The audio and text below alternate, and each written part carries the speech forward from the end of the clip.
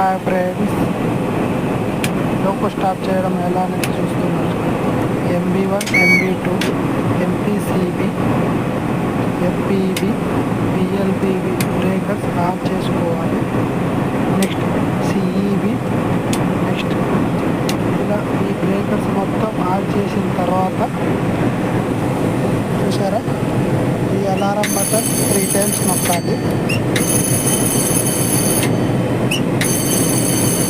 3 times అయిన తర్వాత start button press చేసి ఇంజన్ స్టార్ట్ అయ్యేంత వరకు 60 seconds వరకు అట్లా ప్రెస్ చేసి పట్టుకోవాలి.